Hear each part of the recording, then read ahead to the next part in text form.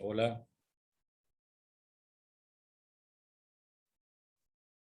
Hola. Hola Pecho, ¿cómo te Hola, va? profe, ¿cómo te va? ¿Bien vos? Bien, bien, bien. Ayer estaba viendo las propagandas oficiales sobre el agua y me acordaba de la charla del otro día, Pecho. ¿Te acordaste? Sí, Bueno, claro, cómo no. ¿te acordaste cómo sufrimos nosotros? ¿Vos sabías que acá han aceptado que el agua está, digamos, envenenada? Sí, porque tengo bastante contacto con Franco Hernández. Ajá, Así que sí, me cuenta bastante sí. de todos los problemas El ingeniero, ¿cómo se llama este? Astorga, es hermano de la profesora de matemáticas. de Elvira. Claro, él hizo un estudio cuando él era ¿cómo se llama la institución esta? Donde reciben los reclamos de eso, Del ente regulador. el ente regulador, él fue una época, y después lo pasaron a Agua de Salta, ¿viste? Él hizo un estudio, che, y salió ahí, y mal, mal, tenemos en el dique, dice que se crecen algas venenosas.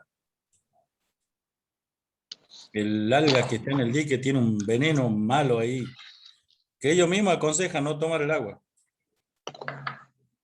Claro, y no sé, vos debes saber más que yo, Pecho. No sé si existe algún tipo de estudio médico de las eventuales consecuencias de todo eso. Y bueno, acá lo que ocurre mucho que es notable por ahí, problemas estomacales. Es notable por ahí. En época, mayormente en verano, es notable. Pero problemas graves estomacales.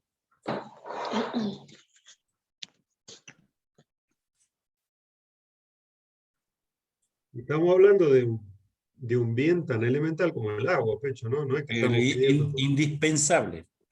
Indispensable. Y te cobran, ¿viste? Lo bueno, lo malo es que te cobran. Te dan un agua Sí. que no sirve y te cobran. Bueno, buenas noches, chicos. Buenas noches, profe. Buenas noches. Con Pecho nos conocemos hace mucho tiempo porque él que me esperaba con bebida fresca cuando yo iba a dar Clase. clase a Tartagal en pleno verano. Se extraña Tartagal, Pecho, se extraña. Bueno. Bueno, al menos estamos en contacto así. Y sí, está Bueno, bien. buenas noches, chicos. ¿Tienen alguna consulta de clases anteriores que quieran hacer antes de que empecemos con el tema de hoy?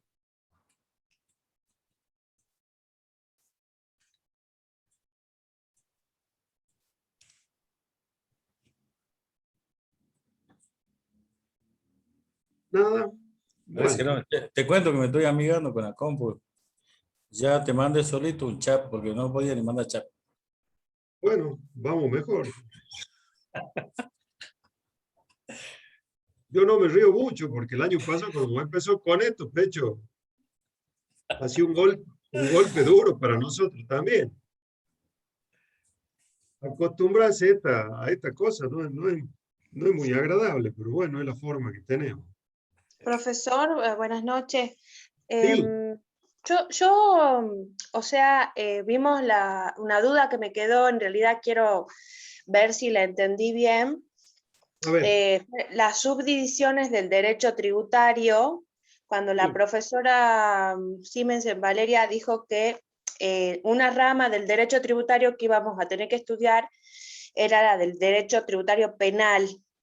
Y ella sí. comentó así, digamos, poquito nada más, pero es lo que me cuesta a mí de las infracciones materiales y las infracciones inmateriales. Ella comentó, mi duda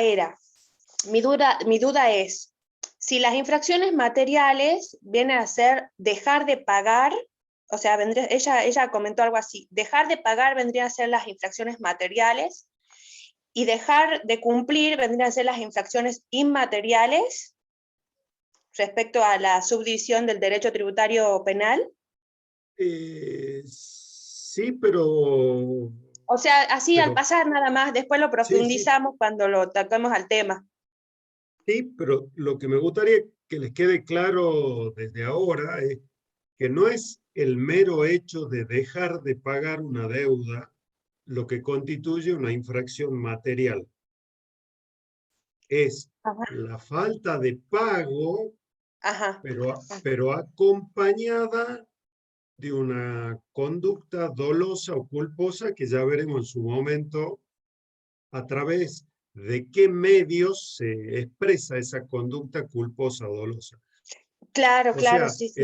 el simple no pago de una obligación es meramente un atraso, que la única consecuencia que tiene es pagar un interés como cualquier otra deuda que pagamos atrasada. Pero ese pago atrasado no constituye una infracción.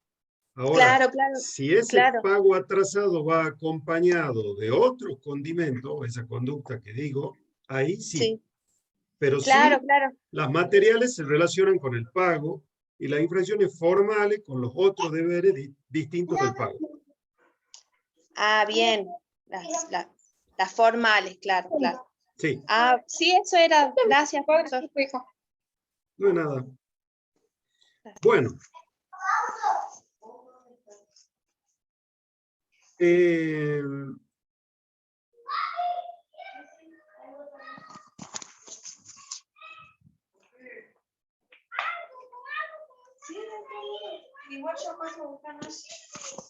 Ahí están viendo la pantalla, ¿no? Sí, profe. Bien. La clase pasada que tuvieron conmigo, me refiero, hemos visto estos temas. Hoy día vamos a ver cómo se vinculan estos recursos tributarios con un tema que vamos a ver hoy, que es esto, la distribución constitucional de potestad tributaria entre los distintos niveles de gobierno. Esta clasificación de impuestos que hemos visto en esta clase, Profe, entre directos e indirectos, se disculpa, vincula profe. directamente. Por favor. ¿Me puede silenciar el micrófono? No se escucha bien. Sí. Ahí estamos mejor, ¿no? Sí, Bien. Ahora sí, ahora sí. Repito, Sí, profe. esta clasificación que hemos visto acá de los impuestos, que habíamos visto en una de las clasificaciones, que habíamos dejado para el último de las clasificaciones, entre impuestos directos e indirectos, es muy importante esa clasificación por este tema, que ya vamos a ver hoy, de la distribución constitucional de las potestades tributarias a niveles de gobierno. Hoy vamos a ver este punto 1 de la unidad 5, potestad tributaria, concepto, caracteres y alcance, potestad tributaria originaria y derivada, distribución constitucional entre los distintos niveles de gobierno, doble imposición interna, su consideración constitucional y modelos propuestos para evitarla. Todo esto que estamos viendo ahora pertenece a una de las subdivisiones del derecho tributario que les debe haber mencionado la contadora Simensen, que es el derecho constitucional tributario. Siempre hubieron históricas discusiones doctrinarias respecto a qué son las expresiones correctas para denominar las subdivisiones del derecho tributario. En el caso de la subdivisión que vamos a ver hoy, algunos decían, la subdivisión se llama derecho constitucional tributario. ¿Por qué derecho constitucional?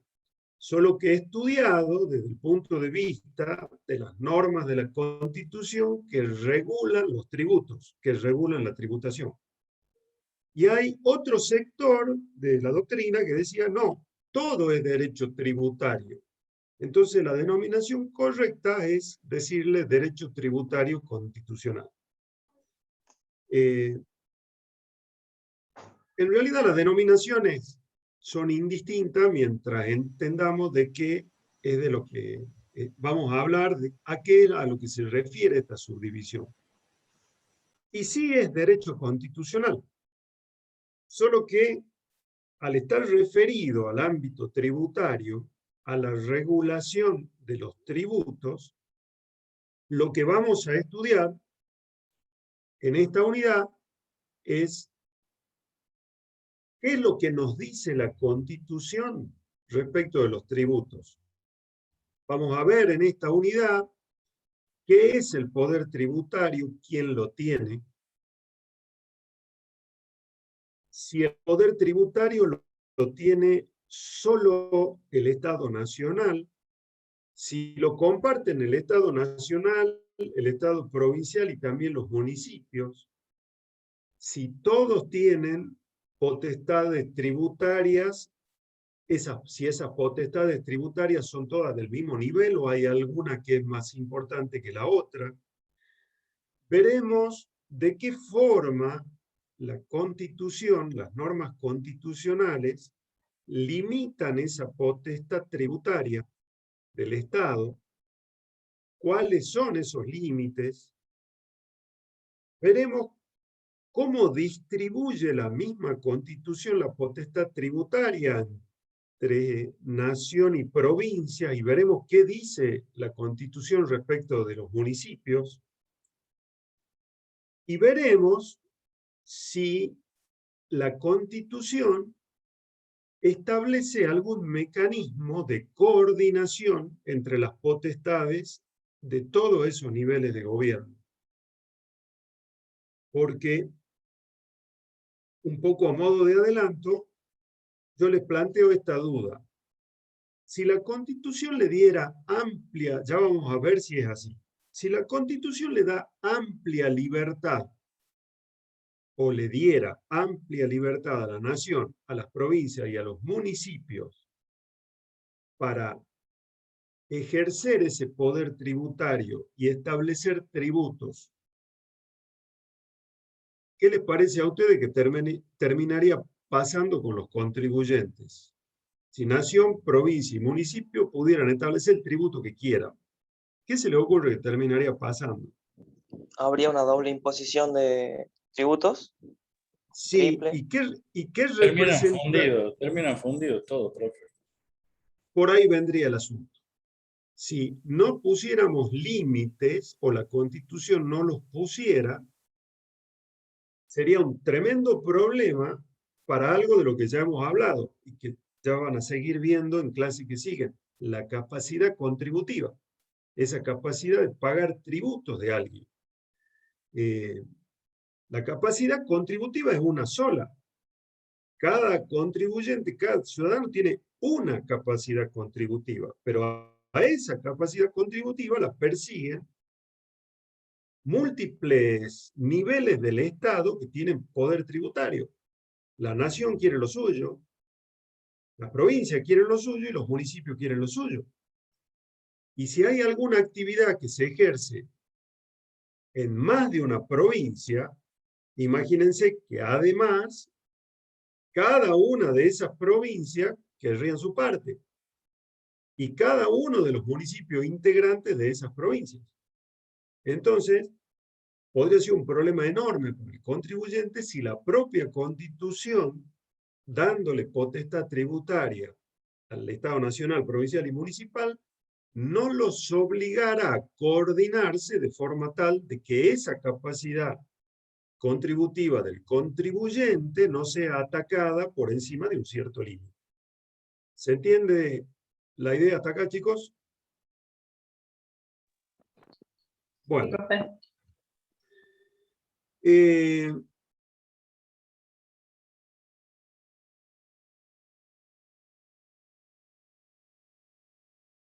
Primera pregunta, que se la voy a contestar yo. La Constitución que está escrita es la que estamos cumpliendo. Y ya vamos a ver, no solo en la clase de hoy, sino en las clases que vienen, que hay muchos mandatos constitucionales que o no se cumplen directamente, o que lo que establece como excepcional la Constitución se transforma en una regla. Entonces, es útil estudiar el derecho constitucional tributario, no solo les va a servir para aprobar la materia, sino que le va a servir también para conocer cuáles son sus derechos como ciudadanos contribuyentes. Porque nosotros, aunque seamos profesionales, somos contribuyentes de los distintos tributos que están vigentes en el país. No de todos, pero sí de muchos. Entonces, siempre somos contribuyentes, no importa que seamos profesionales. Y quizás más de uno de ustedes a la vez tenga algún otro tipo de actividad económica, una actividad comercial, y son contribuyentes por esa actividad comercial. Entonces, estos conocimientos del derecho constitucional tributario nos resultan útiles, pero desde todo punto de vista. Para estudiar, para aprobar, para recibirse, después para trabajar, para asesorarlos a sus futuros clientes, y también como ciudadanos contribuyentes. Y cuando me refiero a esa pregunta de si la Constitución escrita, esa que conocemos todos y que nos hacían estudiar el preámbulo en el colegio, es la que está vigente o no, yo le voy a poner de entrada dos ejemplos, uno de los cuales vamos a ampliar un poco en un rato. ¿Se acuerdan cuando hablábamos del peaje la clase pasada como una de las especies de las contribuciones especiales, que a la vez eran una de las especies de los tributos? ¿Y qué garantía constitucional habíamos dicho que se discutía un poco dentro del peaje? La libre circulación. La libre circulación. Tenía que existir, o aparte del peaje, debería existir otra vía donde no se pague. Claro, que habíamos dicho que esa era una opinión de mucho tiempo, que al final la Corte dijo, no hace falta la vía alternativa en la medida de que el valor del peaje no sea prohibitivo para quien necesite transitar. Si fuera prohibitivo, ahí sí habría un impedimento a la libertad de circulación. Bueno, esta libertad de circulación garantizada en la Constitución, ya lo vamos a ver en las clases siguientes, no en la de hoy, en uno de sus artículos, 9 en adelante, 9 al 13 de la Constitución Nacional, dice que está prohibido el establecimiento de aduanas interiores. Es uno de los puntos de la Constitución que tienden a que se respete esa libertad de circulación territorial. Libertad de circulación no solo de personas, sino también de bienes. La libertad de circulación es para todo. Y sin embargo, ¿han escuchado hablar en alguna otra materia o donde sea del área aduanera especial de Tierra del Fuego y de las zonas francas?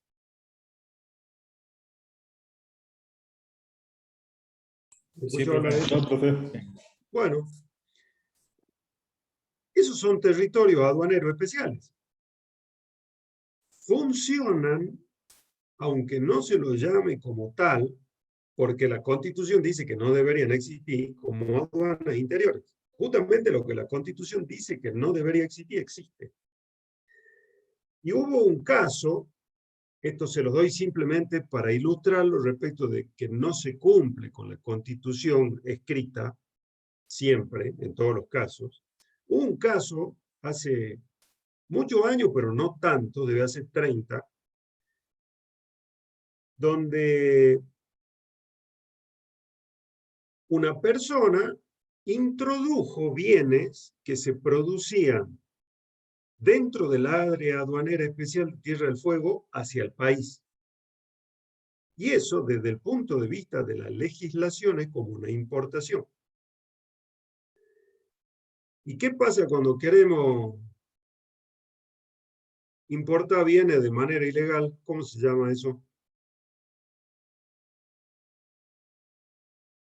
Contrabando. Contrabando, exactamente. Bueno, era un caso de contrabando.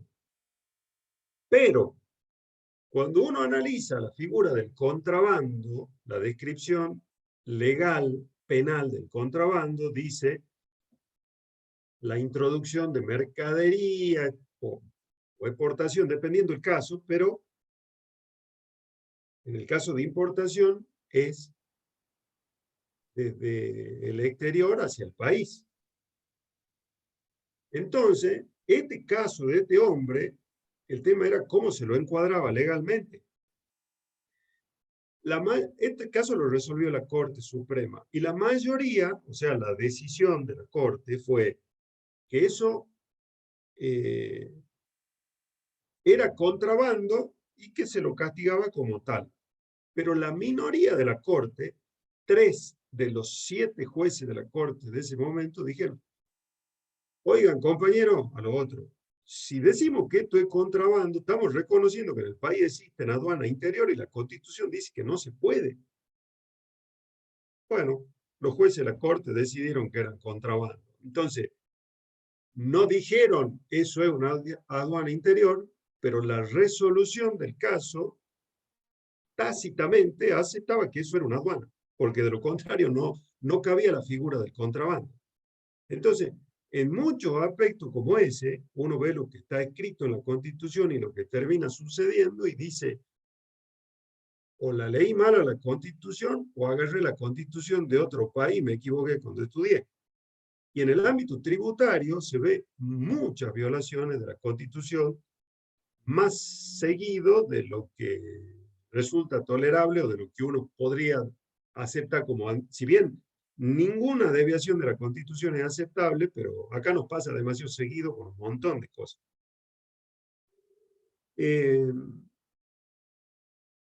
Otro caso que les planteo es lo siguiente. ¿Ustedes han escuchado hablar del impuesto a las ganancias? Tienen que haber escuchado hablar porque todo el mundo se queja, o porque lo tiene que pagar o porque corre el riesgo de tener que pagarlo. De acuerdo a la clasificación de impuestos que hemos visto la clase pasada entre directos e indirectos, ¿recuerdan a cuál pertenecía el impuesto a las ganancias?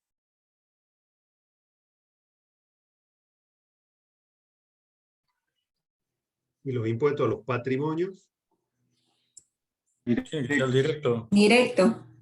Directos, sí. A los directos. ¿Ustedes saben quién, entre nación, provincia y municipio, quién lo ha creado, quién lo estableció al impuesto a las ganancias? Que todos conocemos. Nación. La nación. La nación. Yo le agrego más datos. La Constitución, ya lo vamos a ver más adelante en esta misma clase, en una parte dice que la competencia para establecer tributos directos le corresponde de manera exclusiva y permanente a las provincias. Y que la nación, solo por excepción, puede hacer uso de la facultad de establecer impuestos de tipo directo. ¿Vamos claro hasta ahí? Sí. Sí, profe. Y la nación, en esos casos de excepción, tienen que deberse a situaciones en las cuales, así lo dice la Constitución, la defensa común la seguridad y el bienestar general así lo requieran. Pero dice, en caso de excepción. El impuesto a las ganancias, con ese nombre, creo que viene desde el año 1973. Pero el mismo impuesto, con otro nombre, impuesto a los réditos, viene vigente desde 1943. O sea, estamos al bordecito cada vez más de los 100 años. ¿Cómo compatibilizamos potestad permanente y exclusiva de las provincias sobre ese impuesto con la potestad, en caso de excepción sobre ese tipo de impuesto de la nación, con que esté vigente desde hace casi 100 años? ¿Cómo compatibilizaríamos esas tres ideas? O sea, ¿les parece una situación constitucionalmente razonable, sostenida en el tiempo?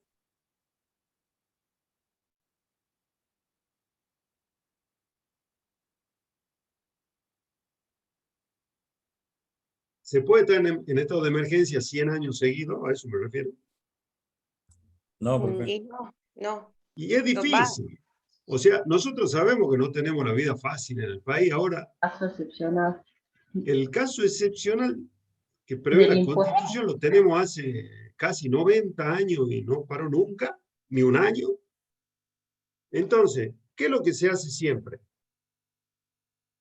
Desde que se estableció el impuesto, se dijo, bueno, es de emergencia por 2 años, hasta 1945.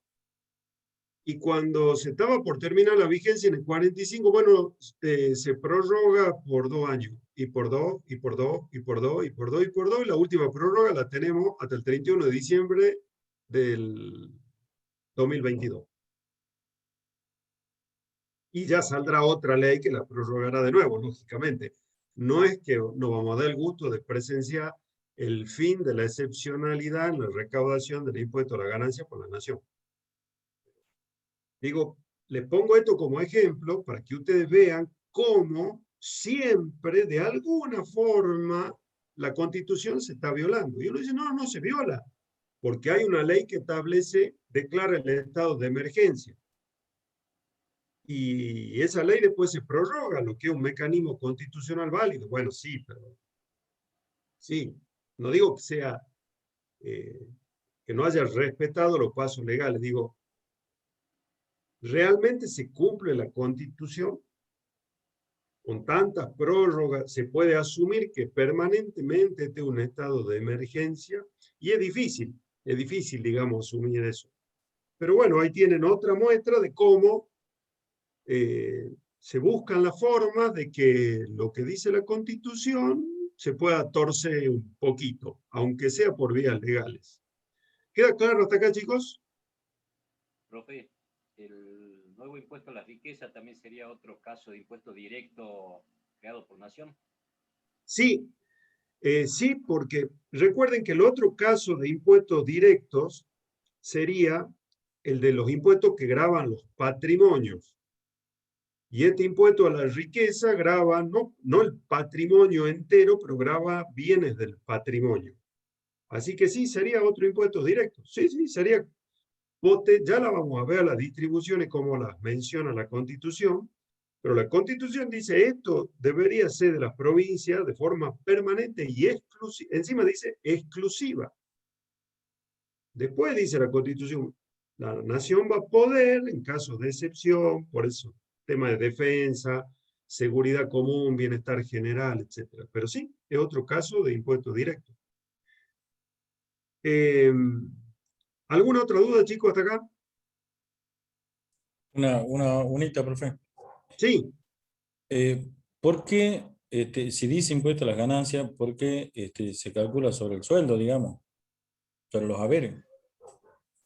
Porque esto ya lo vamos a ver, ya les digo en qué unidad. A partir de la unidad 6 se empieza a estudiar el derecho tributario material. En el derecho tributario material se estudia la obligación tributaria, que es la obligación de pago, la principal de todas las obligaciones que tiene el contribuyente. Esa rama del derecho tributario, esa subdivisión, es la que la contadora Simensen le debe haber mencionado como que es la que se considera verdaderamente autónoma. Una de las características de la autonomía del derecho tributario sustantivo o material es que puede tomar términos que uno conoce de otras disciplinas, de otro derecho, toma esos términos y le da un concepto propio. Otra característica de la autonomía es que crea institutos, o sea, crea cosas que no existen en otras ramas del derecho. Entonces, por ejemplo, Pecho pregunta, ¿por qué? ¿Qué tiene de ganancia un sueldo? Es la pregunta de él. Y es la pregunta que en realidad vienen respondiendo a través de muchos fallos, distintas instancias judiciales, incluso la Corte, acercándose cada vez más a la idea que ya viene desde hace años, solo que no hay una definición tajante, de que la jubilación no tiene nada de ganancia, nada, sino que tiene otra naturaleza. Pero ¿qué pasa? Volviendo al tema de la autonomía del derecho tributario. Si uno piensa en la jubilación, dice, pero esto no es... Uno cuando piensa en ganancia, en realidad, uno lo relaciona casi inmediatamente, por no decirles casi exclusivamente, con lo que es una actividad comercial. Precio de venta menos precio de costo, esto es ganancia. Después uno un sueldo no lo identifica como ganancia. A un honorario que uno cobra por la tarea profesional, uno no lo identifica con el concepto de ganancia, por más que haya un ingreso, un gasto y una diferencia. Uno identifica ganancia comercialmente.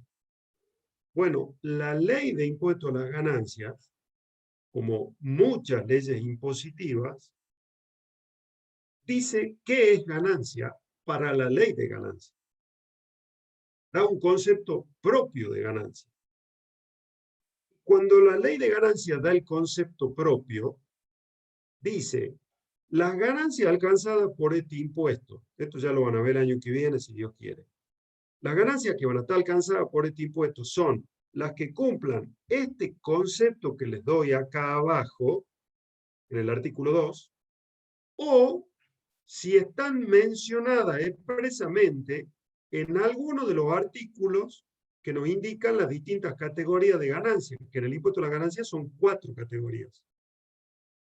Una de esas categorías, la cuarta, es la que describe las ganancias provenientes de las actividades de tipo personal. Una de las cuales son los ingresos por salario, sueldo, en relación de dependencia. Entonces, como la propia ley de ganancia dice, ganancias alcanzadas son las que cumplan este concepto que les doy más abajo, no lo veo ahora, o si están mencionadas en los artículos. Y una de las menciones de los artículos son los sueldos. Entonces, ¿qué tiene de ganancia? Nada, solo que está mencionada como ganancia en la ley. Y la ley dice, son ganancias para esta ley las que estén mencionadas en esta ley. Esa es la explicación, de hecho.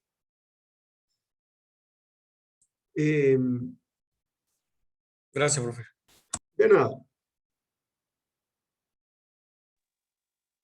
Yo les ¿Profe? había dicho, sí, ¿En qué se basa que solamente los impuestos directos sean competencia de la provincia?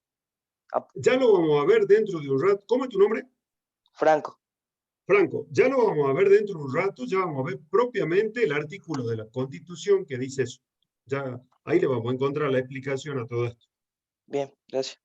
De nada. Habíamos dicho dentro de los contenidos que íbamos a ver en la clase, que entre las, no en la clase de hoy, en las clases referentes a derecho constitucional tributario, que se iban a analizar cuáles son los límites que pone la Constitución. Pero ¿a qué le pone límite la Constitución? A los estados. Le pone límite a los estados precisamente para protegerlo a los contribuyentes del exceso de exigencia de tributo por parte del Estado. O sea, todos esos límites, que son garantías constitucionales, están en la Constitución para protección del ciudadano, para protección del contribuyente. ¿Y de qué lo protegen al contribuyente? Y ahí vamos a uno de los temas de hoy, de la potestad tributaria del Estado, de los poderes tributarios del Estado. ¿Y qué es el poder tributario del Estado? Ya hemos hablado en un montón de derechos, digo de los que estudiaron antes, del poder de imperio del Estado. El Estado tiene un poder de imperio, un poder de establecer obligaciones a los ciudadanos. La potestad tributaria es una manifestación de ese poder de imperio del Estado. Es una de las formas a través de las cuales ese poder de imperio del Estado se manifiesta. Y se manifiesta, en este caso, en el ámbito tributario. ¿Y qué implica esa potestad tributaria? La de crear un tributo, y cuando me refiero al Estado nacional, provincial o municipal. Crearlo al tributo, modificarlo, suprimirlo, establecer lo que se llaman exenciones o beneficios tributarios, ya vamos a ver qué son, y también forma parte del poder tributario la potestad sancionatoria. Es parte del poder tributario, pero la estudiamos nosotros en una unidad diferente, en la del derecho penal tributario. Pero esa potestad de decir, hacer esto va a constituir una infracción, y si se comete esta infracción, la pena o la sanción va a ser tal otra, es parte del ejercicio del poder tributario. ¿Recuerdan la clase anterior cuando dijimos que todas las leyes tributarias describen hechos imponibles? ¿Qué eran los hechos imponibles? Hechos que tienen esto forma parte de estudio de otra unidad, pero hechos que tienen un contenido económico y que si se dan en la realidad, originan la obligación de pagar el tributo para ese que lo realizó. Y habíamos dicho que dentro de la especie impuestos, dentro de los recursos tributarios, no había ningún servicio que el Estado preste que se identifique, que se pueda individualizar en el contribuyente obligado al pago. Y decíamos, el impuesto, el que lo debe exclusivamente porque ha realizado el hecho imponible previsto en la ley. Está completamente desvinculado de cualquier servicio que el Estado preste y que sea individualizable en ese sujeto. Si cuando se realiza el hecho imponible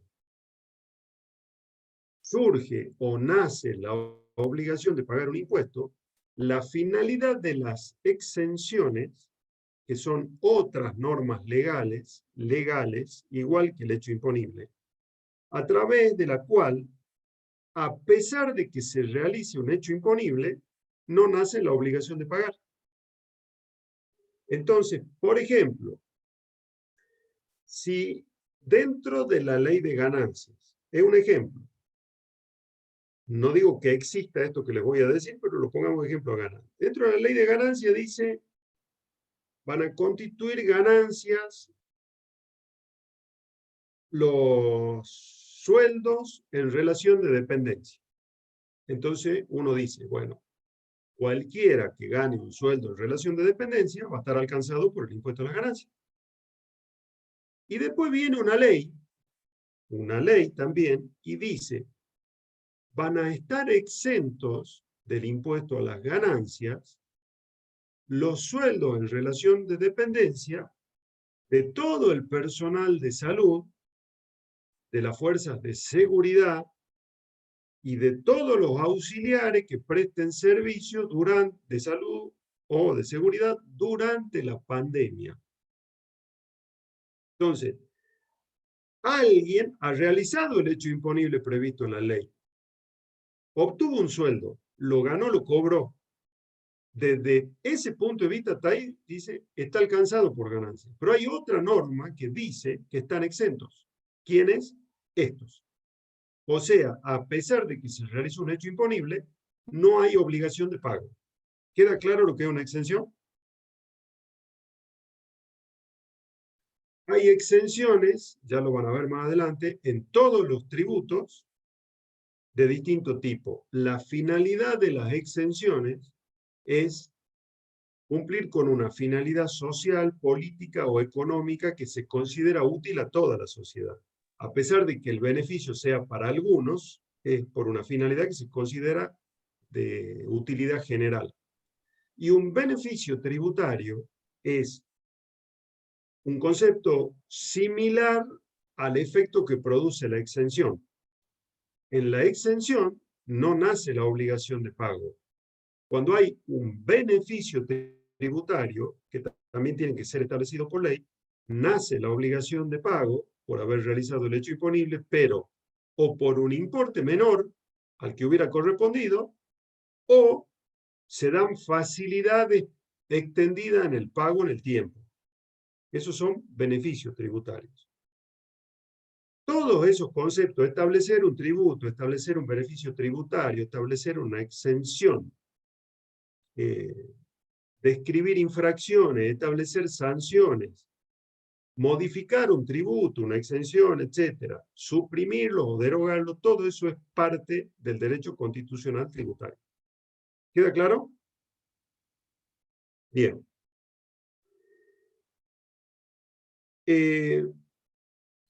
Y cuando hablamos de límites, yo le decía, ese es el límite a esa potestad tributaria de los estados, a la potestad de establecer todo eso. ¿Por qué se le pone un límite? Como le decía, los límites en salvaguarda de los derechos de los contribuyentes. ¿Y cuál es el principal de los derechos de los contribuyentes frente al poder del Estado de establecer tributos? ¿Cuál se le ocurre que es el principal derecho que se ve afectado? El derecho a la propiedad privada. El derecho a la propiedad. Ese es el principal de los derechos afectados. No el único, pero el principal. Porque estamos hablando de que alguien me va a exigir que yo entregue algo mío, el dinero. Entonces, si el dinero es mío, está protegido por el derecho de propiedad, pero ahí hay que compatibilizarlo con otro derecho, el del Estado de cobrar tributos, que es un derecho que también está en la Constitución. Entonces hay dos derechos que se contraponen. Y no quiere decir que uno esté por encima del otro. El Estado tiene el poder de imperio, establece un tributo. Pero una vez que lo estableció a través de una ley, la relación que se genera entre el Estado y los particulares es una relación de iguales, es una relación de derechos. Una relación que garantiza a través de la Constitución que no sea vulnerada por el poder del Estado. Entonces, la propia Constitución, la que le marca los límites a ese poder tributario del Estado. Esto ya lo van a ver propiamente en las clases que vienen cuando se estudien cada uno de los límites a esa potestad tributaria. ¿Y qué características tiene esa potestad tributaria? Tiene 4 características fundamentales. La potestad tributaria o poder tributario, lo mismo, es abstracto o abstracta si estamos hablando de la potestad. ¿Qué implica que sea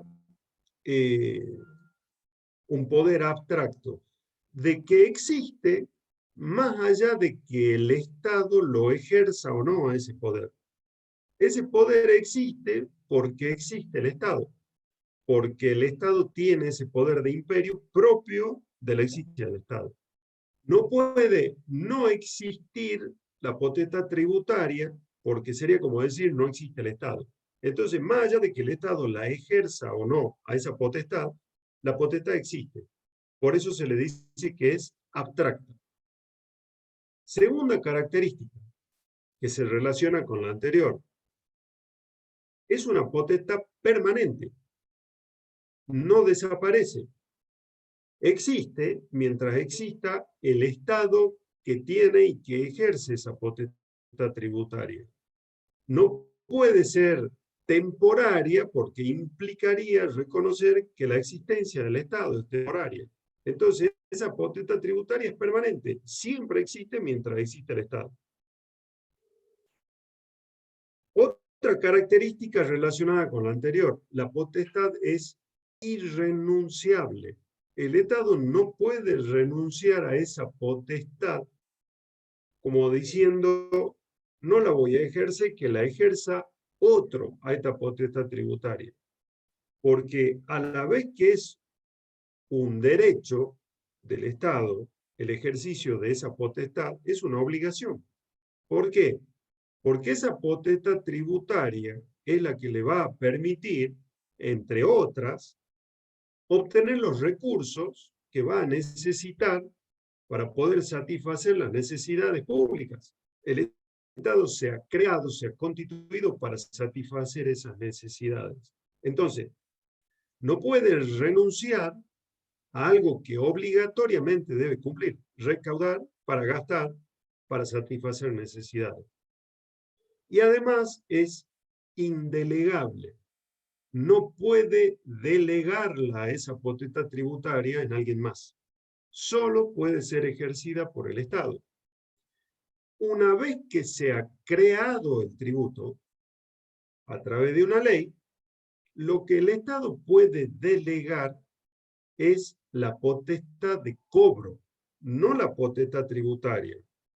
La potestad de cobrar un tributo no se identifica con la potestad tributaria. La potestad tributaria es crear un tributo, todo lo que hemos dicho antes, exenciones, beneficios tributarios, derogarlo, etc. La potestad de cobro puede tenerla el mismo Estado o puede ser que la deleguen otro, pero lo que delega es la potestad de cobrar. Y ya hemos visto ejemplos de esto.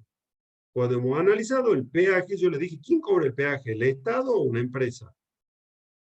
Y esa empresa que cobra el tributo tiene lo que se llama competencia tributaria, la competencia de cobro de un tributo.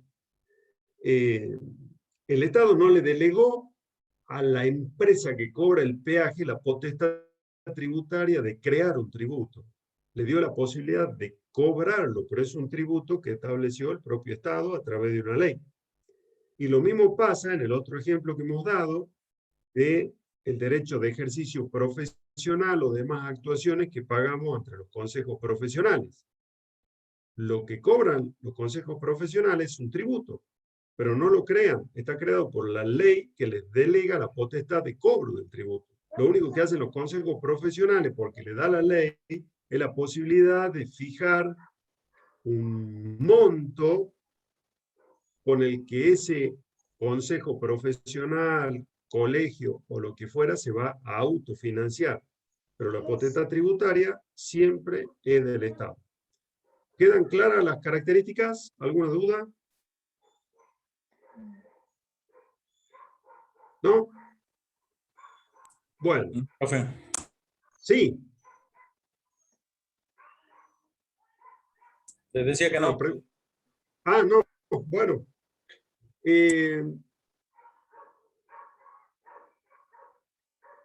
Ahora, este poder, esta potestad tributaria que estamos analizando.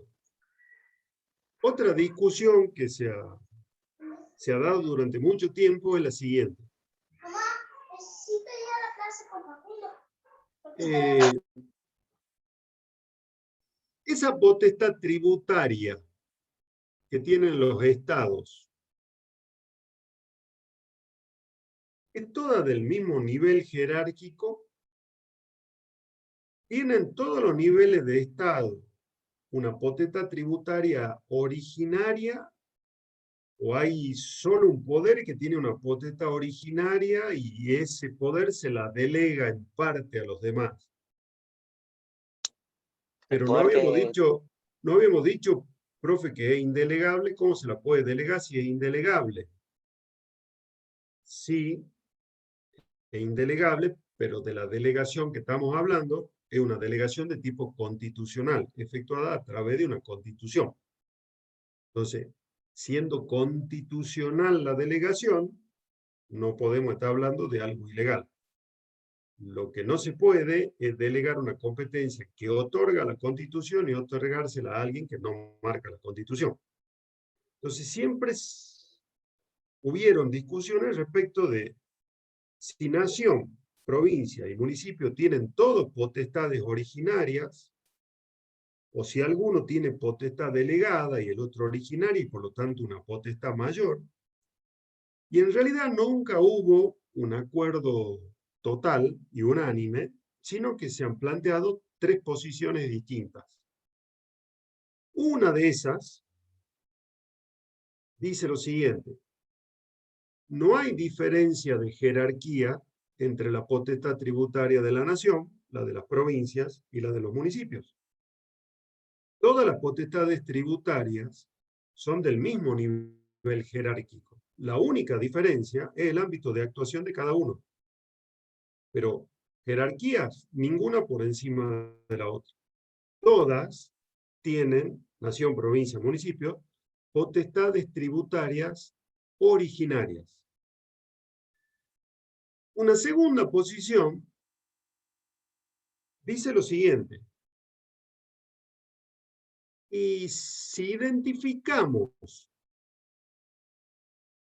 potestad tributaria originaria con quien la tenía antes de que se sancione la Constitución, diríamos que la potestad tributaria originaria pertenece exclusivamente a las provincias. Porque a través de la Constitución, las provincias le han delegado poder a la nación, entre otros el tributario.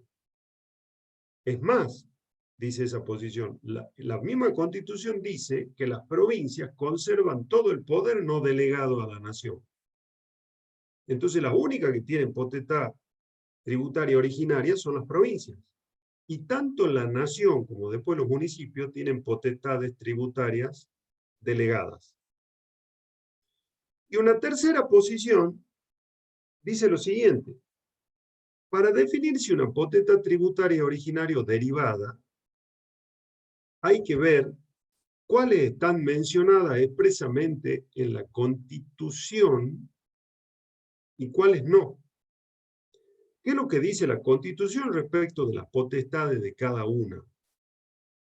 Y ya vamos a ver, en ese artículo que hace rato le dije a Franco, que ya íbamos a ver más adelante, que de dónde salía esto de los impuestos directos, etcétera, que la Constitución, cuando distribuye el poder tributario, menciona a la nación y a las provincias.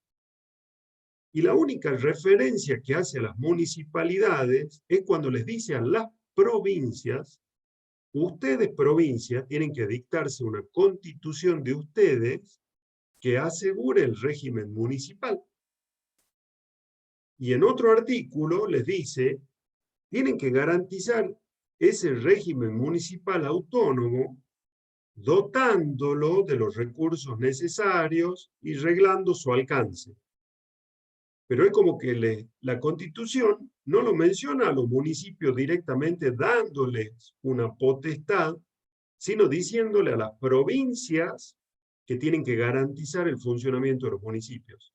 Entonces esta tercera posición dice: la potestad tributaria originaria es de la nación y de las provincias, y la de los municipios es delegada. ¿Queda claro?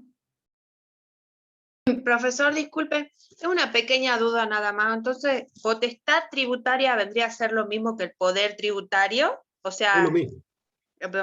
Bien, son gracias. Dos expresiones que significan exactamente lo mismo. Bien, gracias. De nada.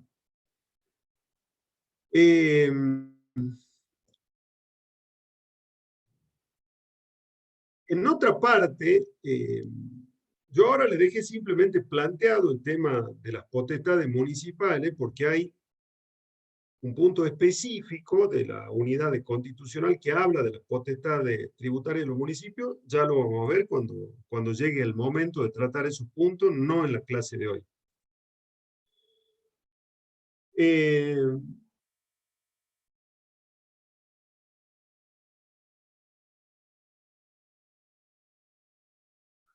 Déjenme que le busque una cosa.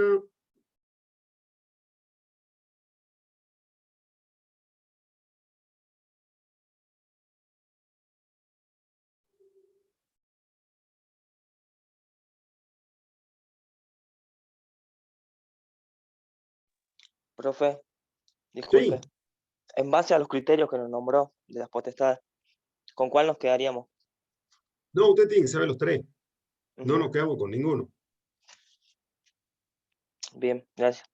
De nada, Franco. Ya cuando llegue el momento de ver lo que son las potestades de los municipios, ahí sí vamos a elegir uno. Ahí sí vamos a elegir uno.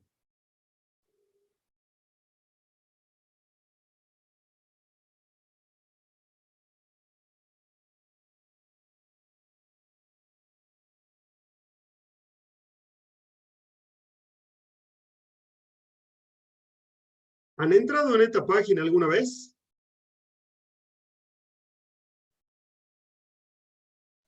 Sí, No, profe. alguna Bueno, vez sí. Fíjense Sí. la dirección web, digamos.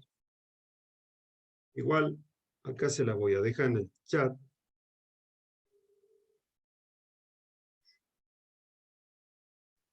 Cuando lo encuentre, digo, ¿no?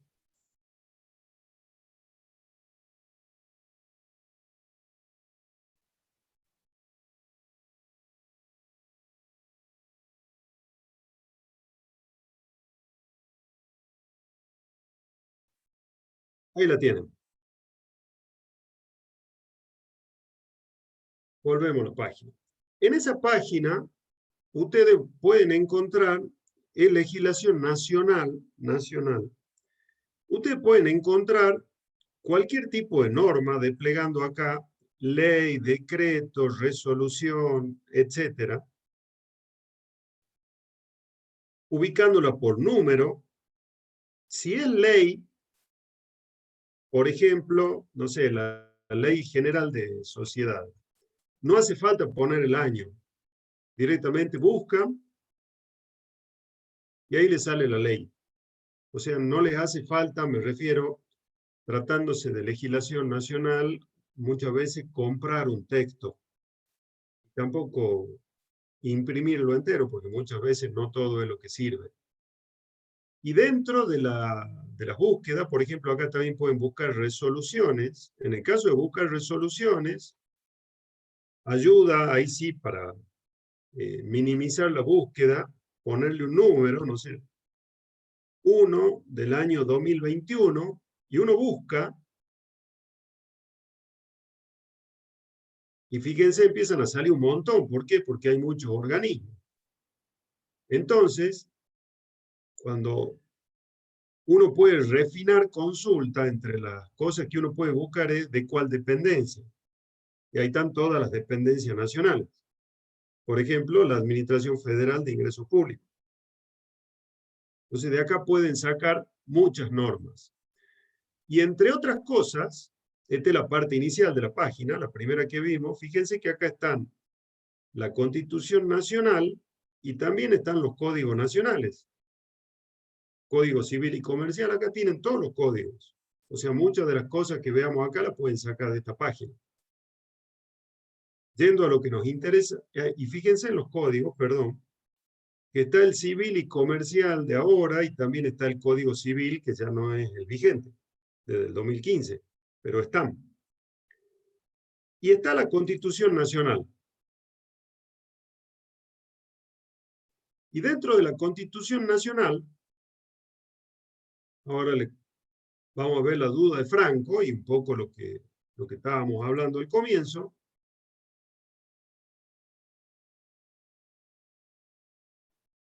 Fíjense lo que dice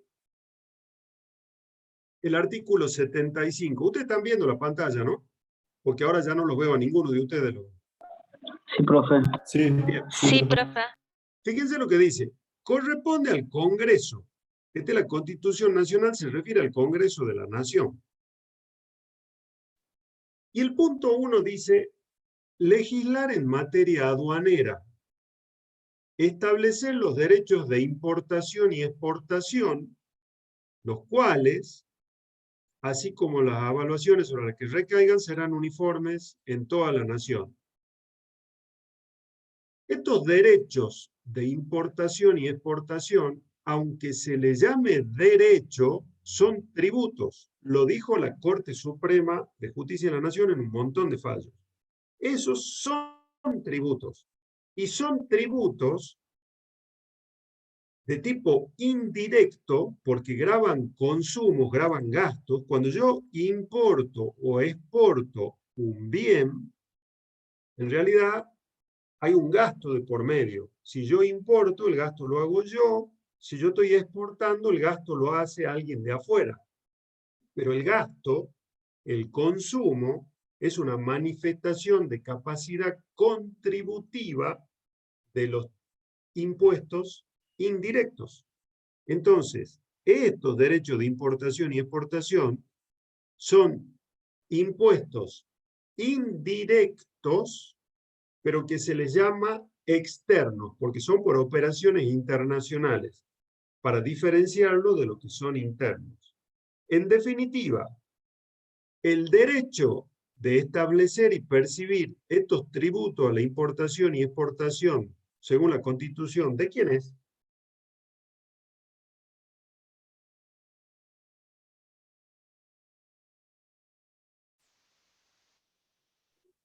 ¿Nación y provincia? ¿Nación, provincia y municipalidades o solo nación? Nación. Solo nación. Solo nación. Esos derechos de importación y exportación son potestad exclusiva y permanente de la nación. ¿Está claro hasta acá?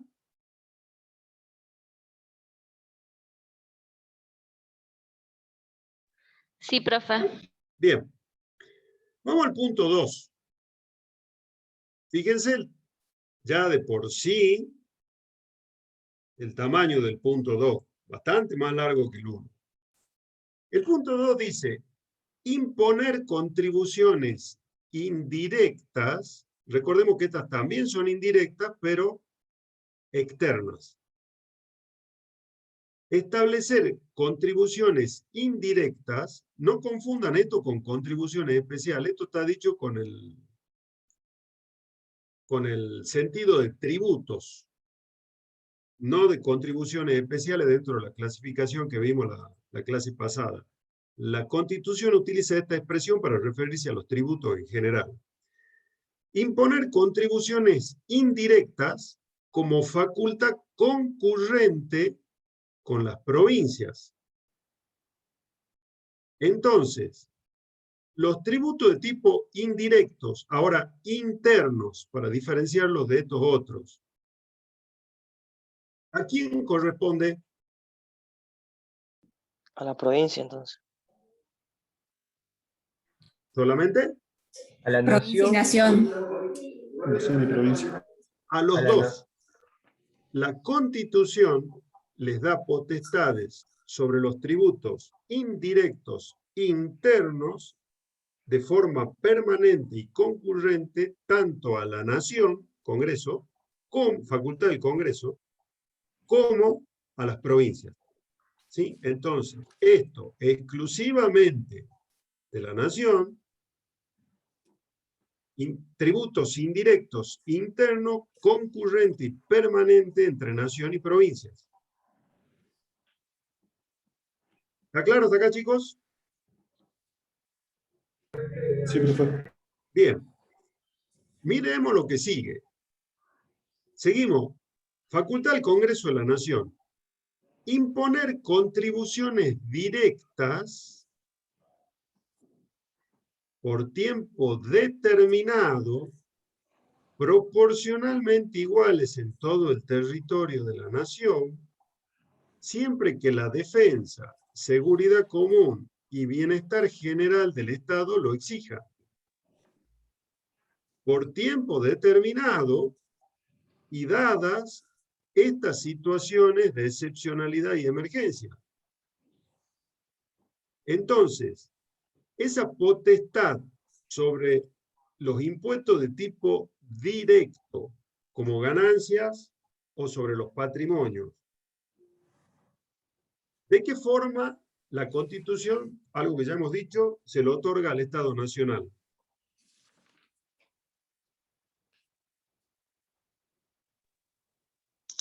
Siempre que la defensa, seguridad común y bien general del Estado lo exijan. Y por tiempo determinado. Ese tiempo determinado que decimos que viene hace casi 100 años. Entonces, esta potestad nosotros la identificamos como, ya vamos a ver después, como permanente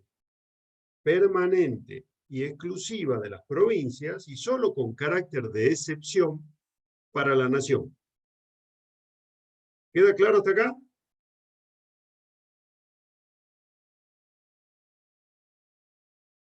¿Estamos? Sí, profe. Sí, Bien. sí, sí.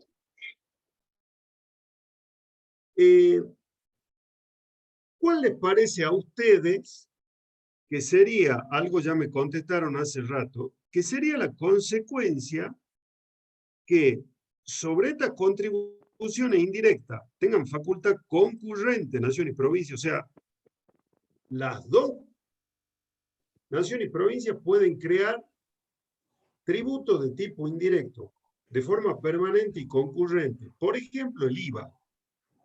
Por ejemplo, el IVA. O que la nación haga un uso permanente de esta facultad que es excepcional, que en realidad le corresponde de manera permanente y exclusiva a las provincias. ¿Cuál piensan ustedes que es la consecuencia de que se cumpla con lo que la Constitución dice? Que concurran nación y provincia sobre los mismos tributos. ¿La doble imposición? ¿Están todos de acuerdo con la compañera?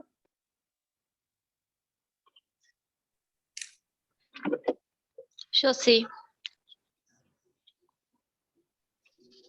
Yo también, no sé los demás. Sí, sí. Ahora sí, bueno. Entonces, si la Constitución está previendo esto, ¿uno podría decir que la doble imposición es inconstitucional? Si la propia Constitución lo está previendo. No. No. No, porque está autorizado. Indiscutiblemente que la doble imposición interna está prevista en la Constitución. Volvemos a la charla del origen, del comienzo de la clase. Si la Constitución está previendo esto, la propia Constitución deberá, y eso forma parte del derecho constitucional tributario, prever mecanismos de coordinación. ¿Para qué? Para evitar que la doble o múltiple imposición lo termine agrediendo al patrimonio, a la propiedad de ese contribuyente por encima de sus posibilidades. Porque ya lo van a ver cuando se analice uno de los límites constitucionales, que es la no confiscatoriedad. ¿Qué dice ese principio? Dice, está bien, los tributos se deben crear por ley. Perfecto. Pero no alcanza para que el tributo sea constitucional, que sea creado por ley. Es el requisito formal. Se debe crear y establecer a través de una ley. Ahora, si esa ley establece un tributo de tal magnitud que la haga desaparecer a la propiedad del contribuyente, ese tributo es confiscatorio y es, por lo tanto, inconstitucional.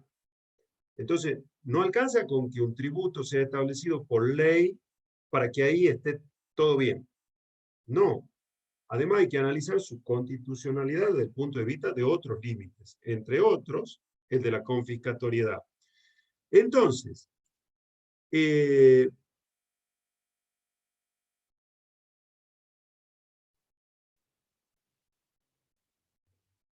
Hay dos tipos de múltiple imposición que se van a dar. Ya sabemos cómo se comparten estas potestades entre nación y provincias. Entonces uno dice, a ver, si la ejercen nación y provincia a esa potestad de que le da la Constitución, se daría la siguiente situación, por ejemplo, que la nación tendría un IVA y cada provincia tendría un IVA nacional y un montón de IVAs provinciales.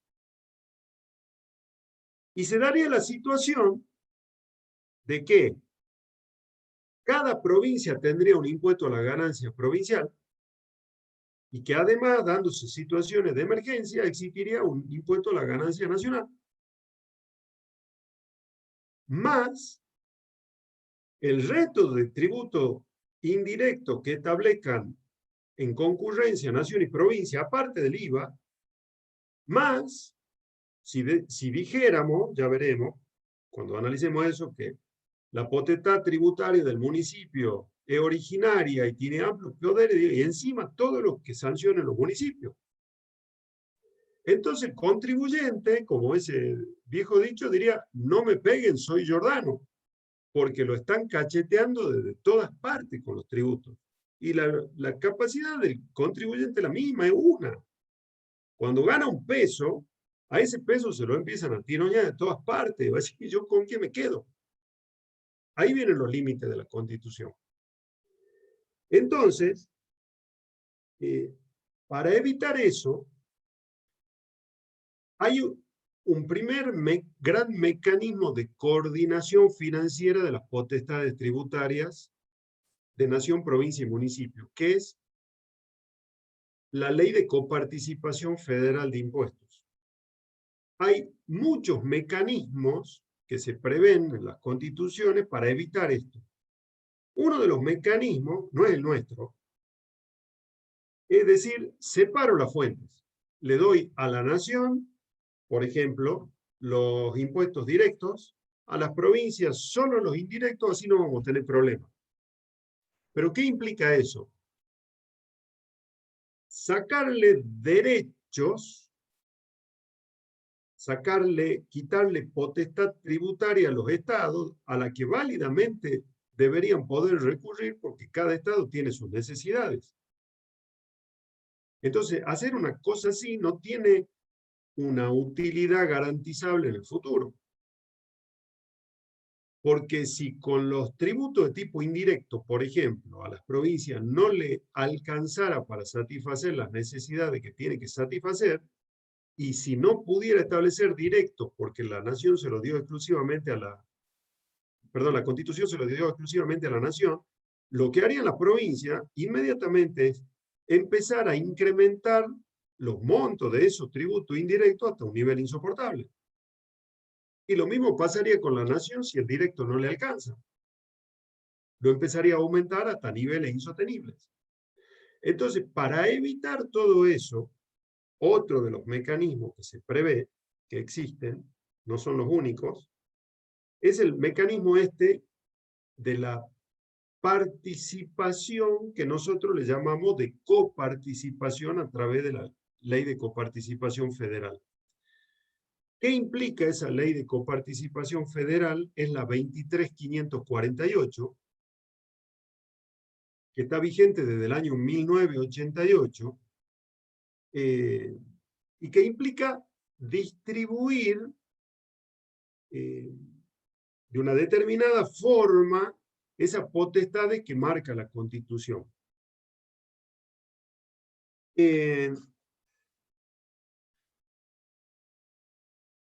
Hay una cuestión que por ahí si la leen se les puede presentar una confusión, pues yo se las quiero aclarar ahora. Hace rato dijimos que una cosa era el poder tributario de crear tributo a través de leyes y otra la competencia tributaria, el poder o la potestad de cobro, que la puede tener alguien que incluso no sea el Estado.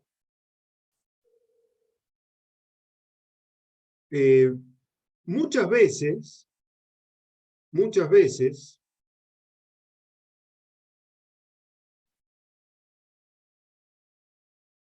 en los libros, cuando se habla de este artículo 75, se habla de la distribución de competencia tributaria entre nación y provincia.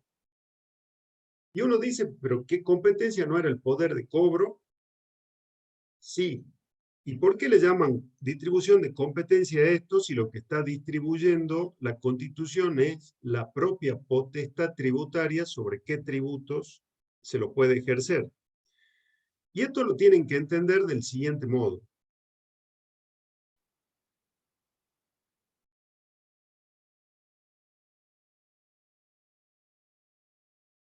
Supongamos un caso judicial. Si ustedes tuvieran un problema, por ejemplo, de herencia, que hay que resolverlo judicialmente, ¿ustedes creen que lo pueden plantear ese problema ante cualquier juez? Por ejemplo, ¿pueden ir ante un juez en lo comercial? No.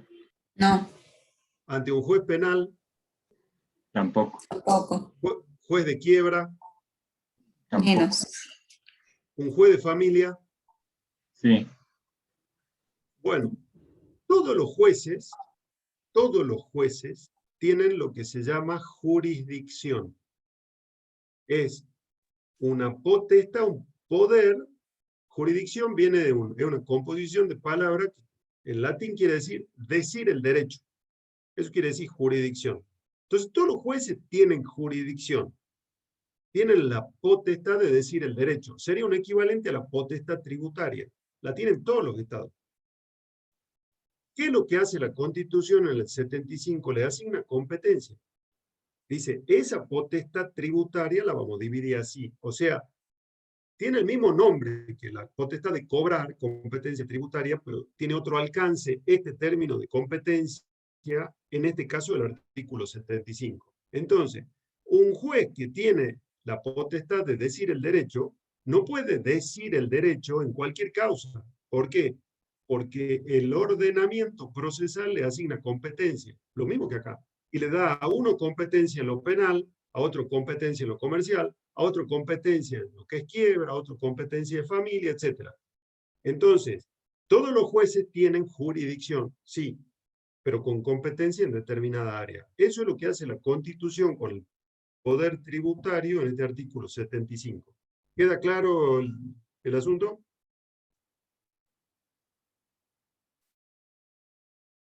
¿Estamos? Bueno.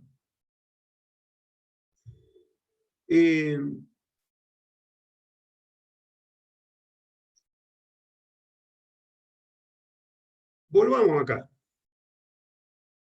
Entonces, en ese primer mecanismo de coordinación financiera, ¿cómo lo soluciona la Constitución? Y fíjense lo que dice este párrafo del punto 2 del artículo 75.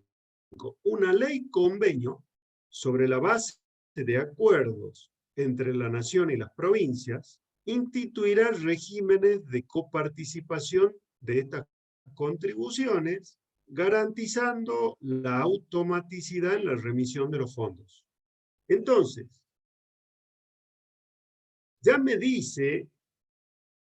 empieza a decir la Constitución cómo se va a solucionar ese problema de doble imposición que la propia Constitución ha previsto. Entonces dice, se va a solucionar a través de una ley convenio, que es la Ley de Coparticipación Federal, sobre la base de acuerdo entre nación y provincias. ¿Y por qué se le dice ley convenio? Porque es una ley que dicta la nación, la Ley 23.548, a la que las provincias adhieren a través de leyes dictadas por sus propias legislaturas provinciales. Ese es el mecanismo. Pero la propia Constitución prevé la forma de atenuar o minimizar los efectos negativos de esta doble imposición que está previendo en sus propias normas. Acá dice que esa ley convenio tiene que tener como cámara de origen el Senado, ser sancionada con mayoría absoluta de la totalidad de los miembros de cada cámara, etc. Pero dice cosas dice cosas que uno ve, y las ve a través del tiempo, que son apartamientos de la Constitución. La Constitución es hermosa, dice cosas hermosas y que se deberían cumplir, pero que se cumplan es otra cosa. Y fíjense lo que dice acá. Y esto es solo una curiosidad de tipo ciudadano. Esto no es que se los vamos a preguntar con carácter definitorio en un examen. Dice, no habrá transferencia de competencia, de servicios o funciones sin la respectiva reasignación de recursos aprobada por ley del Congreso cuando correspondiere y la provincia interesada o la ciudad de Buenos Aires en su caso. Entonces uno dice, la Constitución está obligando a que si el Estado Nacional se hace cargo de un servicio y se lo transfiere a la provincia, debe dotarla a la provincia de los recursos suficientes para ¿qué? Para sostener ese servicio que le está transfiriendo. Entonces, digamos, la Constitución está diciendo lo que se debería hacer y esto se hace y ya hemos visto durante mucho tiempo que esto no se hace. Y lo mismo pasa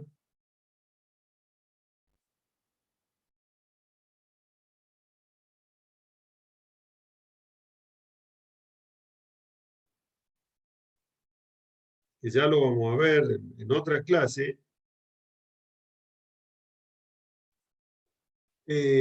Acá está este artículo donde dice que las provincias conservan todo el poder no delegado por esta Constitución al gobierno federal.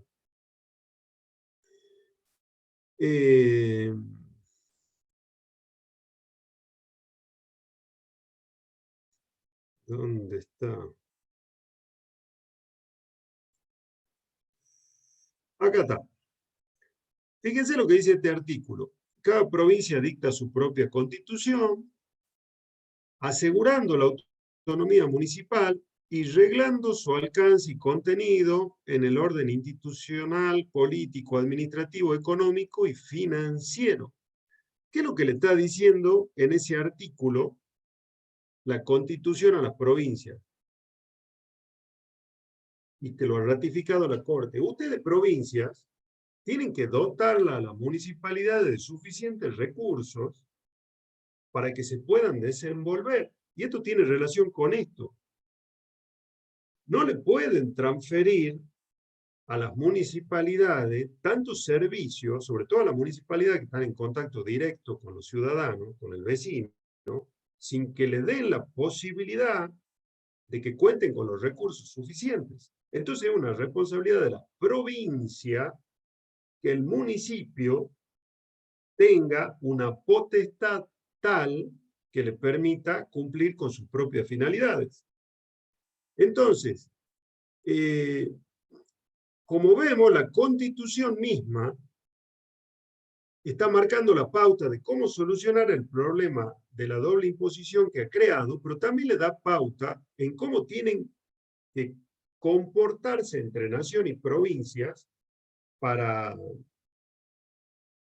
digamos, para que ese mecanismo que ha previsto esa ley de coparticipación funcione correctamente. Entonces, por ejemplo, ¿qué es lo que dice?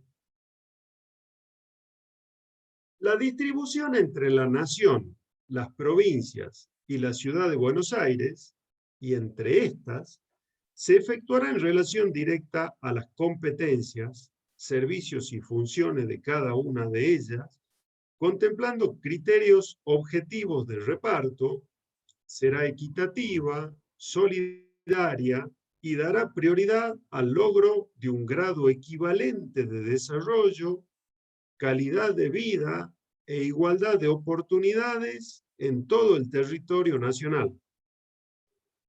Entonces, uno lee lo que dice la Constitución y dan ganas de pararse y aplaudir. No me digan que no le acaba de dar ganas de pararse y aplaudir lo que dice la Constitución. Es que es para aplaudirlo. Ahora el tema es que no se cumple. El tema es que no se cumple. Dice, contemplando criterio objetivo de reparto.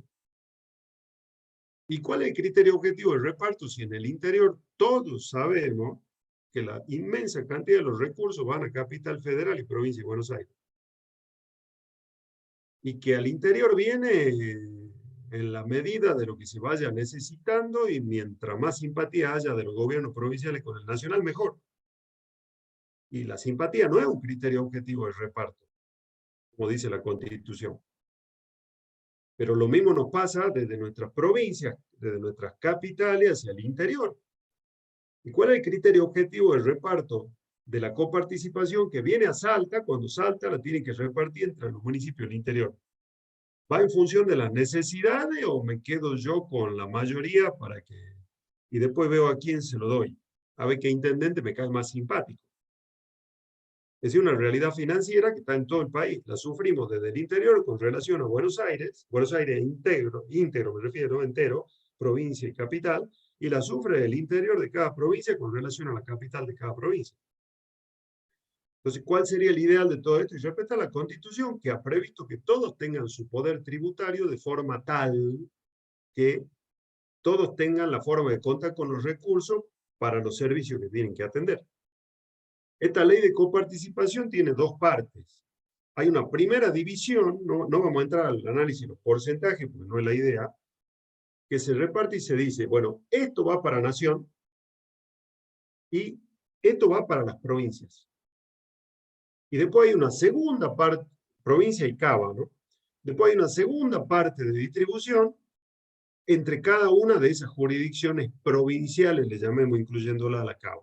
O sea, es como que hay dos partes en la que se lleva a cabo esta distribución. Fíjense lo que dice acá. Esto sabemos que es exclusivamente de la Nación. Si es exclusivo de la Nación, acá no hay posibilidad de doble imposición ni hay competencia compartida. En definitiva, ¿quién hace clean caja con esto?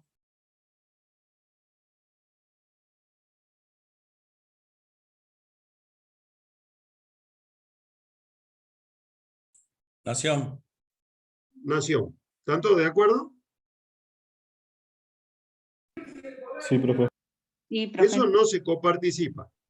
Eso no se coparticipa. Y veamos acá. Acá están las indirectas internas, los impuestos indirectos internos, y los directos. Y acá dice, las contribuciones previstas en este inciso, con excepción de la parte o del total que tengan asignación específica, porque hay muchos tributos que tienen una asignación específica, son coparticipables. Entonces, los derechos de importación y exportación, y a esto le agregamos otro que no hemos leído, las tasas postales son exclusivas y permanentes de la Nación. Los tributos indirectos internos y los directos, en los casos en los que la Nación haga uso excepcional, son coparticipables entre la Nación y las provincias. ¿Qué significa esto?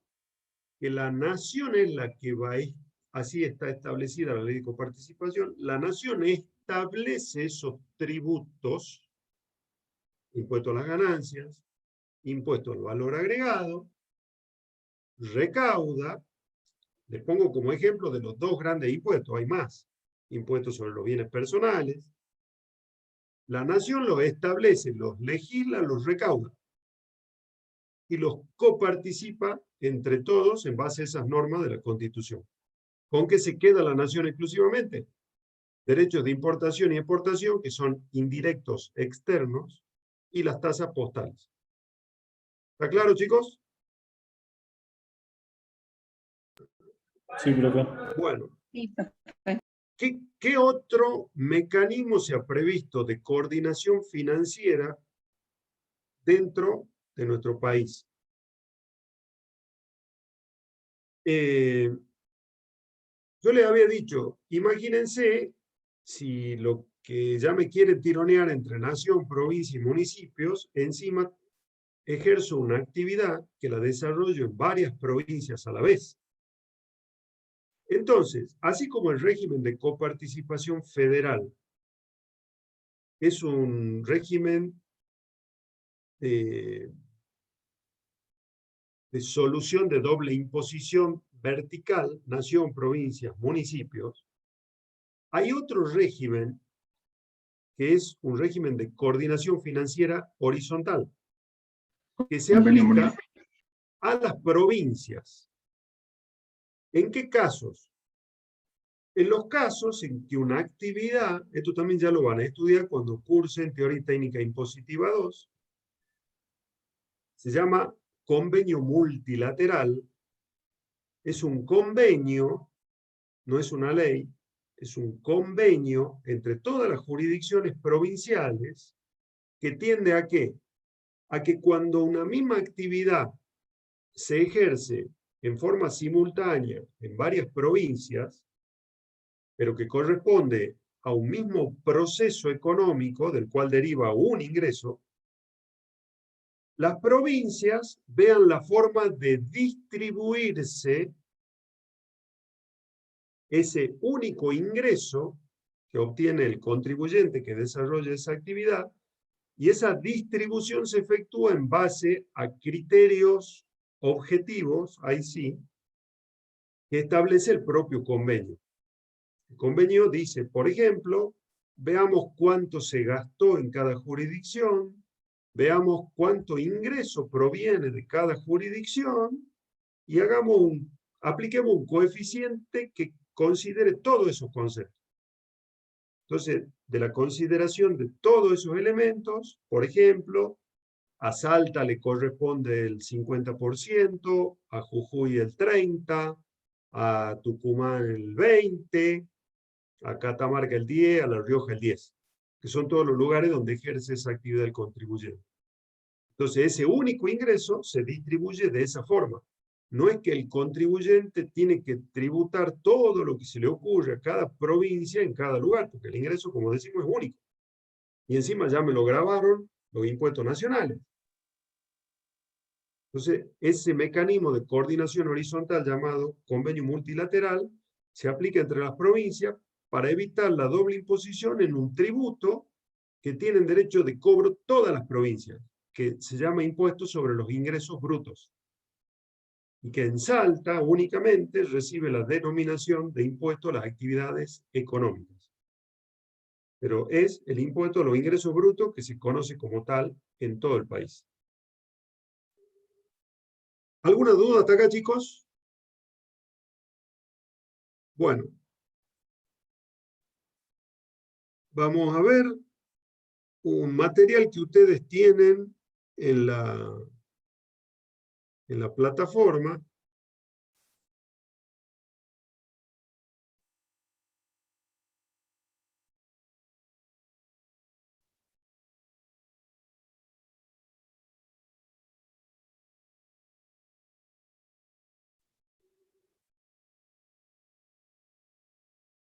Antes les voy a mostrar esto.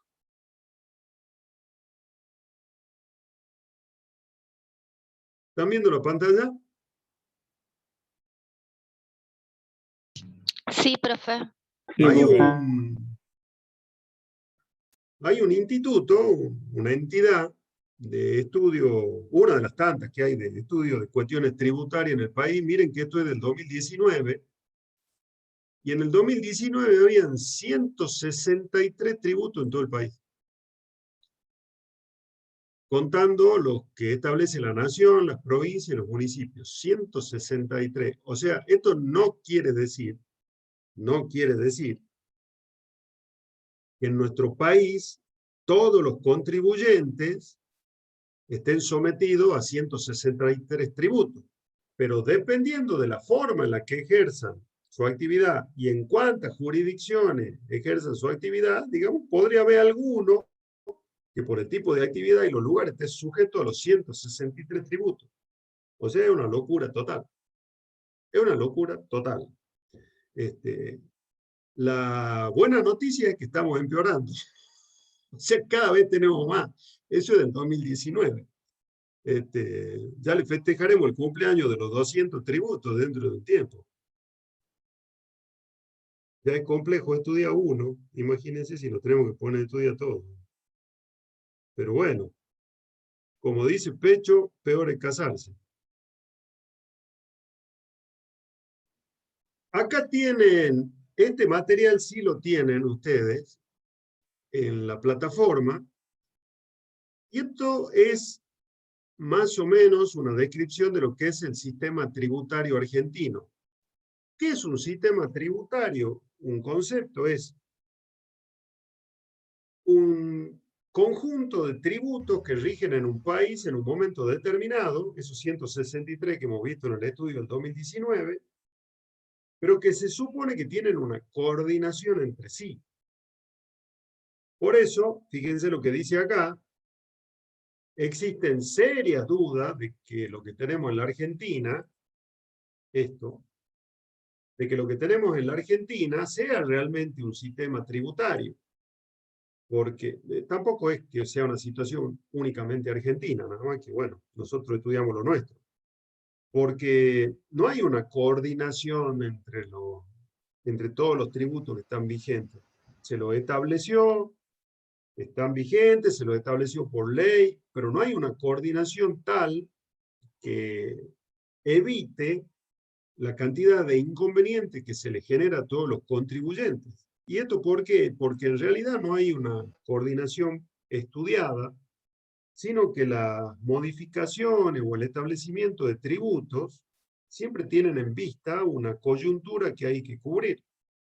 Entonces no está nada tan estudiado y tan previsto como para que todo sea armónico y no cause la menor cantidad de problemas posible. Se van haciendo parches en la medida de las necesidades y los parches son como todos los parches.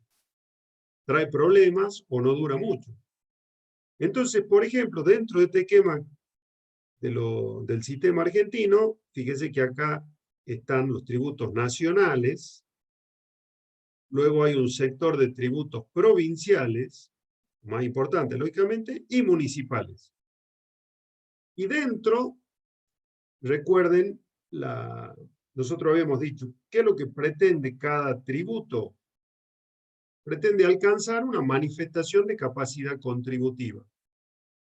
Los que pretenden alcanzar manifestaciones de capacidad contributiva representadas por rentas o ganancias o patrimonio son los tributos directos. Y los que buscan alcanzar manifestaciones de capacidad contributiva representadas por gastos o consumos son los indirectos. Y acá, por ejemplo, dentro de los tributos nacionales a la renta está el impuesto a las ganancias, ya lo van a ver a todo esto el año que viene, el impuesto a la transferencia de inmuebles, que es el que tenemos que pagar, digamos, las personas humanas por la venta de un inmueble que no está afectado a una actividad económica, impuesto a los premios de sorteo, este impuesto ya está derogado, pero era de tipo directo y complementario al impuesto a las ganancias, no existe más. A los consumos en el orden nacional está el IVA, el más conocido de todos. Aunque no lo conozcan mucho, es, por ejemplo, acá hay un montón de impuestos dentro de este interno. Esta es la denominación genérica. Pero ahí adentro está, por ejemplo, el impuesto a los cigarrillos, el impuesto a los automotores, es decir, que lo hace encarecer a los autos a partir de un determinado monto, a las motos, a los motores, a las bebidas alcohólicas, eso capaz que le suena un poco más, a las bebidas gaseosas, a las bebidas saborizadas, a la venta de artículos suntuarios, joyas, venta de oro, venta de metales preciosos. Todo eso está alcanzado por estos impuestos internos. Acá están los aduaneros, que decíamos que son tributos indirectos externos. Acá están los que graban patrimonios, impuestos a los bienes personales, al capital de cooperativas, y aquí estaría el impuesto a las riquezas, si es que lo pudiéramos calificar como un impuesto, que el Estado, a través de interpretaciones de Secretaría de Hacienda, últimamente dijo que no, pero tiene todas las características. Este impuesto es medio inclasificable, el impuesto a los débitos y créditos bancarios, que se cobra por cualquier movimiento dentro de las cuentas bancarias, el monotributo, los recursos de la seguridad social, que son tributos y que lo habíamos clasificado dentro de las contribuciones especiales. Dentro del orden provincial, acá está el impuesto a los ingresos brutos, que es indirecto a los consumos, que se llama en todo el país ingresos brutos, como les decía, y en Salta actividades económicas. Este impuesto ya no existe más, de cooperadoras asistenciales, desapareció creo que el año pasado. A los patrimonios, como el impuesto inmobiliario, el rural, porque el inmobiliario urbano depende de las municipalidades. Dentro de las tasas, fíjense que yo les decía, las tasas las identificamos totalmente con las municipalidades porque son su principal fuente de recursos tributarios. Pero también tienen las municipalidades la posibilidad de establecer tributos, el inmobiliario urbano. Acá están las contribuciones de mejora, que hemos visto en la clase pasada. ¿Y de dónde deriva la potestad municipal de recaudar este tipo de tributos? De las constituciones provinciales? Ya lo vamos a ver en clases siguientes. Con esto terminamos la clase de hoy. ¿Alguien tiene alguna duda? ¿Algo que quiera preguntar? Profe, disculpe, el archivo que usted recién abrió, no lo encontré en la plataforma. ¿Será que después lo puede subir? Ahí tiene que estar, tiene que decir sistema tributario, tiene que decir sistema tributario argentino, tiene que estar. A ver, déjame que me fije. Sí. Yo me fijé y está en la plataforma de los administradores. O sea, a mí me pasó lo mismo, no encontré las filiminas en los contadores. ¿No está en la de los contadores? Lo acabamos de perjudicar a los queridos colegas. A ver, esperame un segundo. Veamos. Profe. Sí. Donde dice material complementario en la unidad 1 y 4, hay que abrir y ahí está. ¿Ahí está? Sí. Bueno. A ver. ¿Quién es el que habló? Guillermo. Guillermo, agradezcan al compañero Guillermo. Dice material complementario en la unidad de 1 a 4. ¿Vos estabas preguntando por ese material, Franco? Sí, profe, gracias. Recién acabo de encontrarlo. No, yo no, buscaba la unidad 5. A mí no me Por haga eso, de cara, por eso, gracias. por lo menos amigo. alguna bebida espirituosa, Guillermo. Gracias. Bueno, ¿alguna duda, chicos? Si no, igual recuerden que tienen el foro para cuando vuelvan a ver la clase. Como ya les dijéramos, creo que les decimos todo, si pueden plantear las preguntas a través del foro mejor, así les quedan las respuestas para todos. Si no tienen más preguntas, nos despedimos y buen fin de semana para todos. Pónganse a estudiar tributario, que no hay nada más divertido para un fin de semana. Buenas noches, profe. Gracias, chicos. Gracias, profe. Buenas noches. Nos vemos. Profe, ¿qué bibliografía podemos leer para este tema? Y Catalina García Vizcaíno es completa. Están todos los temas. Perfecto, gracias. Igual Villegas, en cualquier edición de Villegas, porque estos temas, digamos, no, como se basan en la Constitución, no es algo que se esté reformando todos los años como otros temas. Si lo quieren ver de Villegas, también es muy bueno el tratamiento. Así que de la bibliografía que ustedes tengan, está bien. Nos vemos, chicos. Hasta luego, profe. Gracias, buenas noches. Chao, Pecho. Espera que encuentre el micrófono. Chao, profe. Chao. Chao, nos vemos. Chao.